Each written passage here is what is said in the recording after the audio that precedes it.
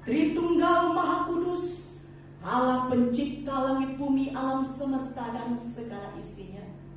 Pagi hari ini Tuhan, dalam ibadah online yang ketujuh di masa pandemi COVID-19 yang ada di Surabaya ini, kami tetap merasa bersyukur kepada Tuhan. Karena kami tahu kami punya Allah Immanuel yang selalu menyertai kehidupan orang percaya. Dan Engkau selalu turut bekerja dalam segala hal untuk mendatangkan kebaikan bagi kami anak-anak Tuhan yang mengasihi Engkau. Terima kasih Tuhan Yesus. Pagi hari ini kami rindu mendengar firman Tuhan. Kami mau siapkan hati kami untuk firman-Mu pagi hari ini. Berbicaralah Tuhan, kami siap mendengar dan kami siap menjadi pelaku-pelaku firman Tuhan. Hanya di dalam nama Tuhan Yesus Kristus, Tuhan kami yang hidup, Juru Selamat kami yang telah mati dan bangkit bagi kami, kami berdoa dan kami mengucap syukur. Haleluya. Amin. Puji nama Tuhan. Selamat pagi, salam Bapak Ibu Saudara yang dikasihi Tuhan. Dimanapun Bapak Ibu Saudara saat ini berada, khususnya bagi jemaat JKI Nirwana Blessing Post Surabaya, pagi hari ini mari sama-sama kita merenungkan firman Tuhan yang akan diambil dari Injil Yohanes pasal yang keempat ayat pertama sampai 30, di mana Injil Yohanes ini judul perikopnya berbicara tentang percakapan dengan perempuan Samaria. Kita akan baca ayat ini bersama-sama.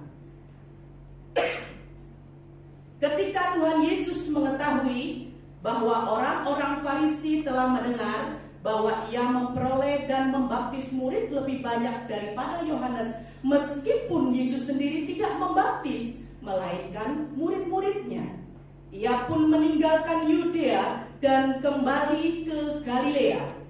Ia harus melintasi daerah Samaria. Maka sampailah ia ke sebuah kota di Samaria yang bernama Sikar, dekat tanah yang diberikan Yakub dahulu kepada anaknya Yusuf. Di situ terdapat sumur Yakub. Yesus sangat letih oleh perjalanan, karena itu ia duduk di pinggir sumur itu. Hari kira-kira pukul 12. Maka datanglah seorang perempuan Samaria hendak menimba air. Kata Yesus kepadanya, "Berilah aku minum," sebab murid-muridnya telah pergi ke kota membeli makanan. Maka kata perempuan Samaria itu kepadanya, "Masakan engkau seorang Yahudi meminta minum kepadaku, seorang Samaria?" Lalu penulis Alkitab memberikan catatan dalam kurung dikatakan, sebab orang Yahudi tidak bergaul dengan orang Samaria. Bapak Ibu Saudara yang dikasihi Tuhan, perikop ini dari ayat 1 sampai ayat yang ke-9 yang baru saja kita baca, sedang menceritakan tentang perjalanan Yesus dari Yudea menuju ke Galilea. Kalau kita melihat peta, maka kita akan tahu bahwa sebetulnya ada dua jalan alternatif di mana seseorang bisa melaluinya saat mereka akan melakukan perjalanan dari Yudea menuju ke Galilea. Rute yang pertama yang bisa mereka lakukan adalah dari Yudea mereka melewati Samaria, lalu mereka bisa masuk langsung ke Galilea, dan itu membutuhkan tempo 3 hari perjalanan. Lalu rute yang kedua adalah mereka dari Yudea, mereka harus menyeberang sungai Yordan sebelah timur, menyusur ke utara, berbalik ke Yordan Barat, baru mereka bisa masuk ke Galilea. Nah, namun itu membutuhkan tempo 6 hari perjalanan. Namun Bapak Ibu Saudara, bagi orang-orang Yahudi yang fanatik, mereka lebih memilih menyusur sungai Yordan dengan 6 hari perjalanan hanya gara-gara mereka tidak mau bertemu dan tidak mau berpapasan dengan orang Samaria. Karena itu penulis Alkitab memberikan catatan ayat 9 bagian akhir dikatakan, Sebab orang Yahudi tidak bergaul dengan Samaria. Sebetulnya kalau bahasa kita sekarang dikatakan bahwa orang Yahudi itu benci sama orang Samaria.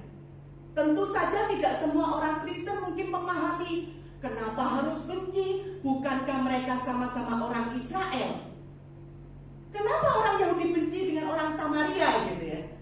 Bapak Ibu Saudara dikasihi Tuhan, sejarah berkata setelah 3 raja Israel, yaitu Raja Saul, Raja Daud, dan Raja Salomo, maka Israel pecah menjadi 2 bagian, yaitu Israel Selatan dan Israel Utara. Israel Selatan dengan kotanya Yerusalem diduduki oleh 2 suku. Lalu Israel Utara dengan kotanya Samaria diduduki oleh 10 suku Israel. Namun tahun sekitar 720 sebelum Masehi dikatakan bahwa Samaria jatuh ke tangan Raja Nebukadnezar, bangsa Assyria, bangsa Babel. Maka orang-orang Samaria, khususnya yang pinter-pinter, yang ganteng-ganteng, yang hebat-hebat, yang memiliki potensi yang besar, mereka semua mengalami pembuangan ke Babel dan diangkutlah mereka menjadi tawanan di Babel. Sehingga kota-kota di Samaria tentu saja berkurang penduduknya.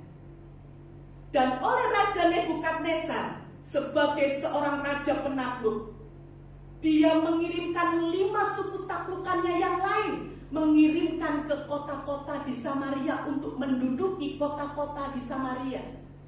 Kita akan buka Alkitab kita akan pindah ke 2 Raja-Raja pasal yang ke-17. Kita akan baca ayat 24, 29, 30, 31, dan 32 supaya kita mengerti tentang sejarah orang-orang Samaria. 2 Raja-Raja pasal yang ke-17 ayat yang ke-24 saya bacakan, judul perikopnya orang-orang Samaria. Raja Asyur mengangkat orang dari Babel, dari Kuta, dari Awa, dari Hamat dan Sefarwaim, lalu menyuruh mereka diam di kota-kota Samaria menggantikan orang Israel. Maka orang-orang itu pun menduduki Samaria dan diam di kota-kotanya. Ayat 29. Tetapi setiap bangsa itu telah membuat allahnya sendiri dan menempatkannya di kuil di atas bukit-bukit pengorbanan yang dibuat oleh orang-orang Samaria. Setiap bangsa bertindak demikian di kota-kota yang mereka diami. Orang Babel membuat patung Sukot-Benot, orang-orang Kuta membuat patung Nergal, orang-orang Hamat membuat patung Asima, dan orang-orang Awa membuat patung Nibhas dan Tartak. Orang-orang Sefarwaim membakar anak-anak mereka sebagai korban bagi Agamelek dan Anamelek, para allah di Sefarwaim. Di samping itu, mereka berbakti kepada Tuhan dan mengangkat dari kalangan mereka imam untuk bukit-bukit pengorbanan. Maka orang-orang inilah yang melakukan ibadah bagi mereka di kuil di atas bukit-bukit pengorbanan itu. Bapak Ibu Saudara yang dikasihi Tuhan, dari ayat yang kita baca kita tahu bahwa Samaria telah tidak murni lagi.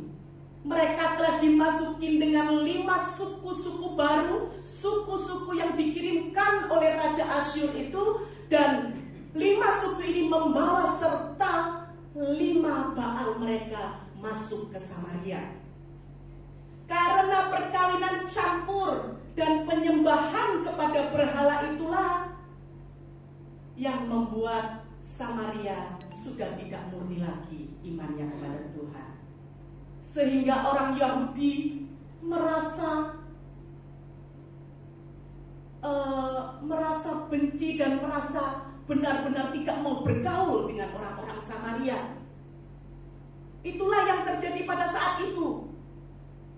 Karena masuknya 5 suku yang dikirimkan oleh Raja Asyur itu, sehingga terjadi perkawinan campur di Samaria. Bukan hanya perkawinan campur secara jasmani, namun penyembahan berhala membuat perkawinan campur secara rohani. Belum lagi ditambah budaya Yahudi di mana dikatakan wanita itu sangat tidak dihargai. Wanita menjadi kelas yang rendah. Bahkan dikatakan wanita tidak boleh bersaksi. Kesaksiannya hanya 50% yang boleh diambil. Bapak Ibu Saudara, orang-orang Yahudi jangankan bersalaman atau berbincang-bincang dengan wanita, bahkan untuk berpapasan saja mereka rasanya najis. Dan itu yang saya alami beberapa waktu yang lalu saat saya melakukan perjalanan rohani ke Israel. Begitu melihat wanita, mereka langsung buru-buru menghindar supaya tidak berpapasan, Bapak Ibu Saudara. Jadi bisa kita bayangkan waktu itu Yesus sedang melakukan perjalanan masuk ke Samaria, di mana sebenarnya orang Yahudi gak mau melewati Samaria. Ditambah lagi sesuatu yang mengherankan, wanita Samaria ini adalah wanita berdosa. Saya percaya, saya yakin Yesus tahu itu wanita adalah wanita berdosa. Wanita Yahudi saja yang baik-baik itu tidak dianggap. Apalagi ini wanita Samaria yang dianggap orang berdosa oleh orang Yahudi. Ditambah lagi wanita Samaria ini adalah wanita berdosa. Bahkan untuk orang Samaria sendiri, wanita ini dianggap sebagai sampah masyarakat. Tetapi apa yang terjadi?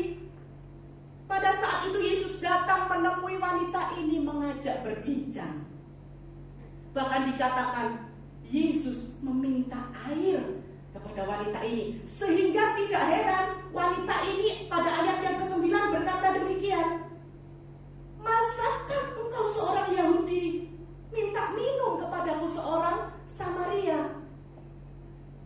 Sebab kan orang Yahudi tidak bergaul dengan Samaria. Samarianya saja najis. Apalagi wanita ini bagi Samaria saja najis, apalagi bagi Yahudi. Najis double gitu, Bapak Ibu Saudara yang dikasihi Tuhan. Maka dikatakan pada saat itu bahwa hari kira-kira pukul 12 siang. Di daerah padang gurun, Bapak Ibu Saudara, pukul 12 siang itu adalah masa-masa di mana matahari itu sangat terik dan membuat dahaga yang begitu luar biasa. Sehingga wajar saja waktu itu kalau Yesus meminta air gitu ya.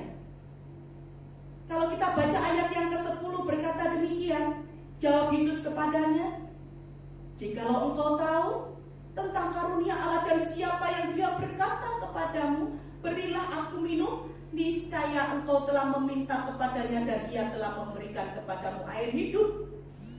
Ayat yang ke-11 kata perempuan itu kepadanya, "Tuhan, engkau tidak punya timba dan sumur ini amat dalam. Dari manakah engkau memperoleh air hidup itu?" Bapak Ibu Saudara, pada masa itu sumur yang paling dangkal adalah kira-kira 30 meter dalamnya. Itu yang paling dangkal. Kita tidak tahu sumur Yakub pada saat itu berapa puluh meter ke dalam. Kalau 10 meter artinya kalau rumah satu lantai 3 meter, maka 30 meter ini 10 rumah dalamnya. Itu yang paling dangkal.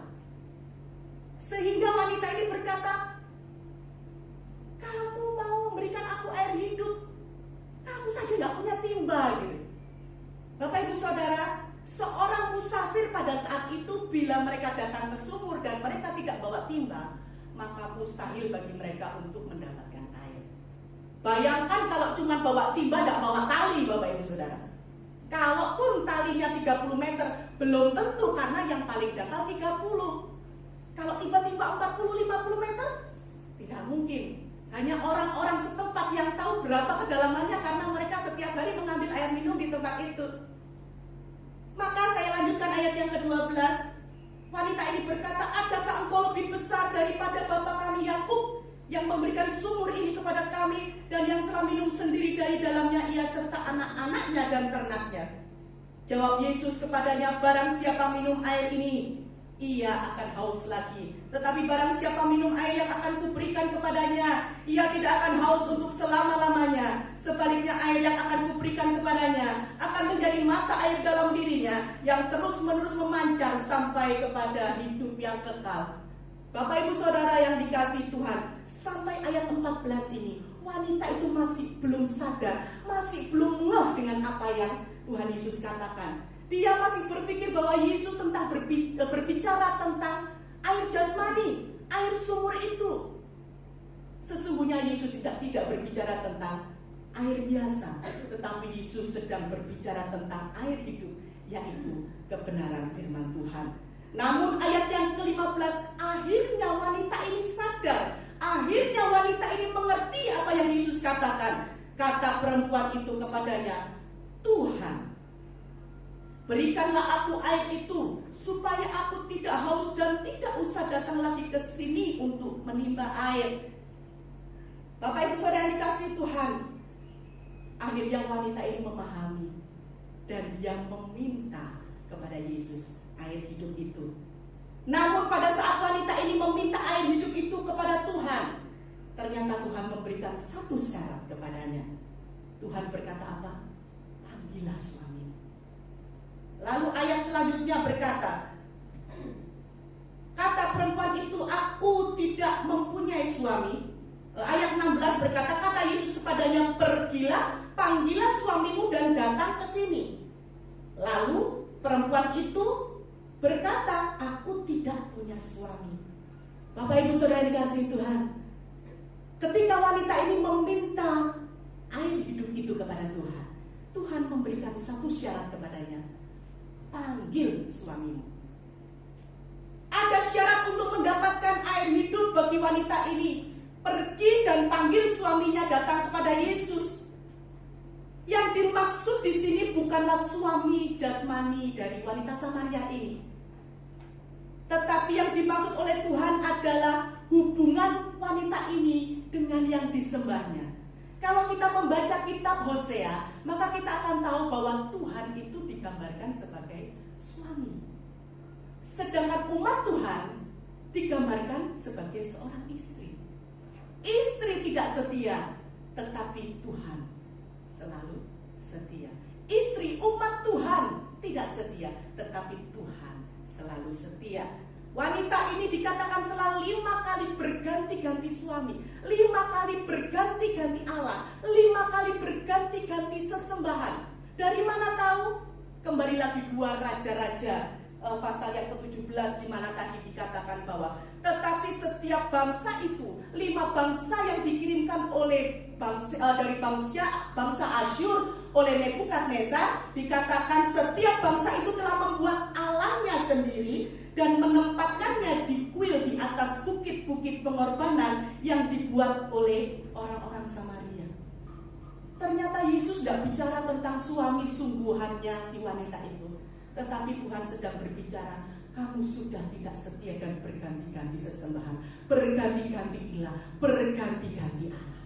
Itu yang sedang Tuhan katakan kepada wanita Samaria ini. Lalu ayat yang ke-18 saya lanjutkan. Sebab engkau sudah mempunyai 5 suami dan yang ada padamu sekarang bukanlah suamimu. Ketika wanita tadi berkata, aku tidak memiliki suami, dan Yesus menjawab, dalam hal ini engkau berkata benar. Kata perempuan itu kepadanya, Tuhan, nyata sekarang kepadaku bahwa engkau seorang nabi. Nah, Bapak Ibu Saudara, saya lanjutkan. Ayat yang ke-20 berkata, nenek moyang kami menyembah di atas gunung ini, gunung Gerizim yang dimaksud, yang ada di Samaria. Tetapi kamu katakan bahwa Yerusalemlah tempat orang menyembah. Kata Yesus kepadanya, percayalah kepadaku, hai perempuan, saatnya akan tiba bahwa kamu akan menyembah Bapa bukan di gunung ini, bukan di gunung yang ada di Samaria ini, dan juga bukan di Yerusalem. Kamu menyembah apa yang tidak kamu kenal, kami menyembah apa yang kami kenal, sebab keselamatan datang dari bangsa Yahudi. Bapak Ibu Saudara yang dikasihi Tuhan, Samaria memiliki bait sucinya sendiri di gunung Gerizim. Yerusalem memiliki bait sucinya sendiri di Yerusalem, orang-orang Yahudi. Mereka menganggap bahwa bait suci mereka adalah yang paling benar. Samaria menganggap bait sucinya paling benar. Yerusalem, orang-orang Yehuda menganggap di Yerusalemlah bait suci yang paling benar. Maka ayat 23 berkata demikian, tetapi saatnya akan datang Dan sudah tiba sekarang bahwa penyembah benar akan menyembah Bapa dalam roh dan kebenaran, sebab bahwa Bapa menghendaki penyembah demikian. Bapak Ibu Saudara, ayat sebelumnya berkata bahwa kata Yesus kepadanya, saatnya akan tiba bahwa kamu akan menyembah Bapa bukan di gunung ini, bukan juga di Yerusalem. Orang-orang Samaria, orang-orang Yahudi menganggap bahwa tempat ibadah mereka adalah yang paling benar. Karena itu Yesus sedang meluruskan cara berpikir mereka saat itu. Kamu berkata Yerusalem paling benar, Gunung Gerizim di Samaria paling benar. Sesungguhnya bukan itu yang sedang Yesus katakan. Yesus katakan bahwa kamu tidak akan menyembah di Yerusalem, kamu tidak akan menyembah di Gunung Gerizim ini, tetapi kamu akan menyembah Bapa dalam roh dan kebenaran. Saat Yesus meluruskan kekeliruan ini, apa yang telah mereka lakukan selama ini, Yesus mau mengatakan kepada si wanita ini, bukan di Yerusalem, bukan di Gunung Gerizim, bukan bicara tempat, bukan bicara tentang lokasi, bukan bicara tentang tata cara liturgi atau ritual-ritual manusia, bukan bicara tentang gedung, tetapi berbicara tentang roh dan kebenaran. Itu yang dikehendaki oleh Tuhan. Apa itu menyembah dalam roh dan kebenaran seperti yang Allah kehendaki, yang disampaikan oleh Yesus kepada wanita Samaria ini? Roh di sini kalau kita lihat menggunakan huruf R kecil, artinya roh manusia. Sesungguhnya ayat ini tidak bicara tentang bahasa roh. Kenapa? Karena waktu itu Yesus belum naik ke surga dan Roh Kudus belum dicurahkan.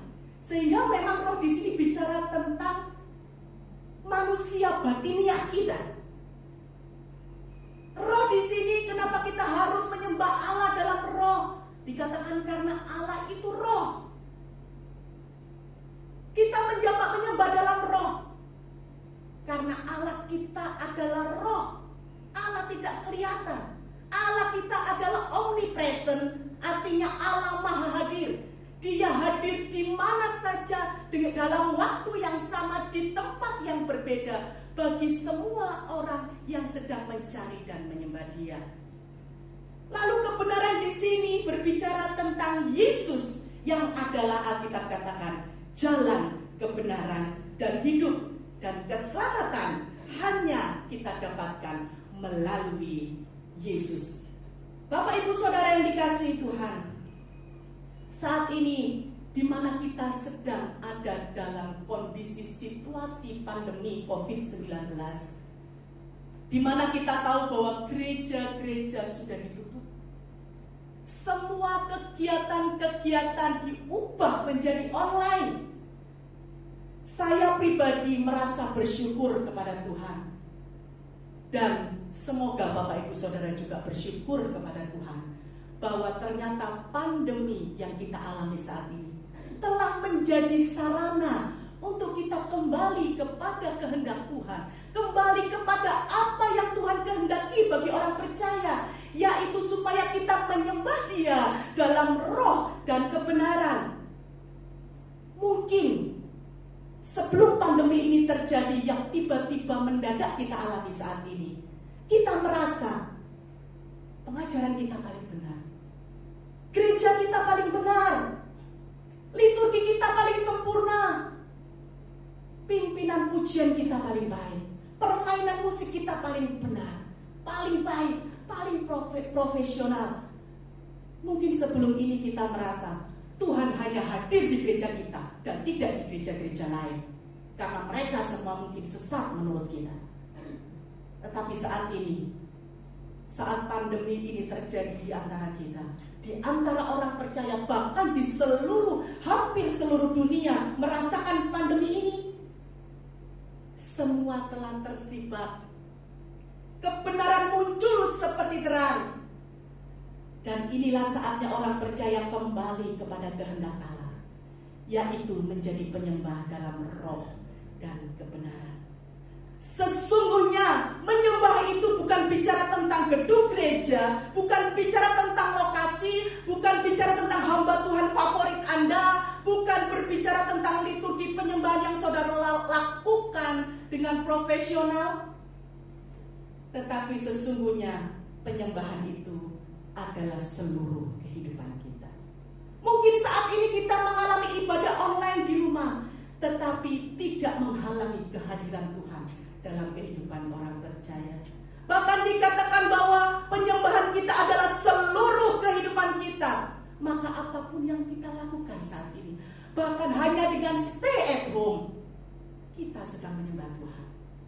Bahkan saat kita sedang work from home, kita sedang menyembah Tuhan. Bahkan saat kita berkumpul bersama dengan anak-anak, suami istri dalam rumah tangga kita melakukan kegiatan kita mungkin seolah-olah orang dunia menganggap itu sebuah kebodohan. Tetapi sesungguhnya itu adalah penyembahan kita kepada Tuhan. Bapak Ibu Saudara yang dikasihi Tuhan, kita akan loncat ayat yang ke-28 berkata, maka perempuan itu meninggalkan tempayannya di situ lalu pergi ke kota dan berkata kepada orang-orang di situ, mari lihat, di sana ada seorang yang mengatakan kepadaku segala sesuatu yang telah kuperbuat. Mungkinkah dia Kristus itu? Maka mereka pun pergi keluar kota lalu datang kepada Yesus. Bapak Ibu Saudara yang dikasihi Tuhan, wanita berdosa ini tercatat dalam sejarah sebagai penginjil pertama. Sudah begitu wanita pula. Dia adalah penginjil pertama, wanita pertama sebagai penginjil bagi Samaria. Supaya Samaria mengalami perjumpaan dengan Yesus. Dan perjumpaannya dengan Yesus mengubahkan kehidupan wanita ini. Jangan bilang 360 derajat nanti balik lagi saudara. 180 derajat. Wanita ini mengalami perubahan. Tuhan melakukan transformasi dalam kehidupan wanita ini. Tidak hanya hidupnya diubahkan, tetapi dia juga menjadi penjala-penjala manusia. Membawa orang-orang Samaria itu yang biasanya dia takut ngambil air saja jam 12 karena supaya dia tidak ketemu dengan wanita-wanita lainnya yang mengambil timba, karena dia mengalami penolakan secara sosial waktu itu. Tapi begitu dia mengalami perjumpaan dengan Yesus, maka wanita ini mengalami perubahan besar dalam dirinya. Bukan hanya dia berani datang ke kota menyampaikan tentang Yesus, tapi dia pun menjadi penginjil dan membawa orang datang kepada Yesus. Dan saat itu banyak orang percaya kepada Yesus. Orang-orang Samaria telah menerima jamahan dari Tuhan Yesus. Bapak Ibu Saudara yang dikasihi Tuhan, dari perikop ini, dari ayat 1 sampai 30 yang baru saja kita baca bersama-sama, ada 3 hal yang kita dapatkan dari cerita perikop ini. Yang pertama, bahwa kehadiran Yesus telah menembus batas yang tidak terseberangi selama 400 tahun bagi orang Yahudi dan Samaria. 400 tahun mereka merasa diri paling benar. Ternyata begitu Yesus hadir melalui wanita Samaria ini, maka semua tembok pembatas itu telah diruntuhkan. Yang kedua, kehadiran Yesus menembus diskriminasi gender, di mana saat itu orang Yahudi menganggap wanita tidak perlu dihargai, wanita sangat disepelekan. Tapi ternyata Yesus justru datang bagi wanita Samaria. Ditambah lagi Tuhan memilih orang yang sangat berdosa menurut ukuran manusia. Justru Tuhan memakai wanita ini bagi alat kemuliaannya. Bahkan sampai hari ini beberapa aliran-aliran gereja masih tidak menerima wanita sebagai pemberita firman. Namun dikatakan Galatia 3 ayat 28 berkata, tidak ada Yahudi, tidak ada Yunani, tidak ada hamba, tidak ada orang merdeka, tidak ada laki-laki, tidak ada perempuan. Semua satu dalam kasih Kristus. Dan ini telah digenapi oleh Yesus melalui perjumpaannya dan percakapannya dengan wanita Samaria ini. Dan yang ketiga, hal yang ketiga yang kita dapatkan dari perikop ini adalah kehadiran Yesus mengubahkan orang berdosa. Jangan pernah menghakimi seseorang itu berdosa. Jangan pernah menghakimi saudara-saudaramu, rekan-rekanmu, dan engkau berkata engkau tidak layak, engkau tidak layak. Mungkin engkau mengalami ini, engkau mengalami COVID-19, mungkin engkau menjadi salah satu korban karena engkau berdosa, jangan pernah hakimi. Karena Tuhan bisa pakai orang berdosa. Bahkan orang yang sangat berdosa menurut ukuran manusia, Tuhan bisa pakai bagi kemuliaan namanya. Bapak Ibu Saudara yang dikasihi Tuhan, kita punya Allah yang dahsyat dan luar biasa. Kita bersyukur menjadi anak-anak Allah. Dan saat ini tugas kita adalah menjadi seperti apa yang Allah kehendaki, yaitu menjadi penyembah dalam roh dan kebenaran. Tetaplah beribadah dimanapun saudara berada, sekalipun melalui online. Tetaplah percaya Allah hadir di tengah-tengah saudara. Soli Deo Gloria, Tuhan Yesus memberkati.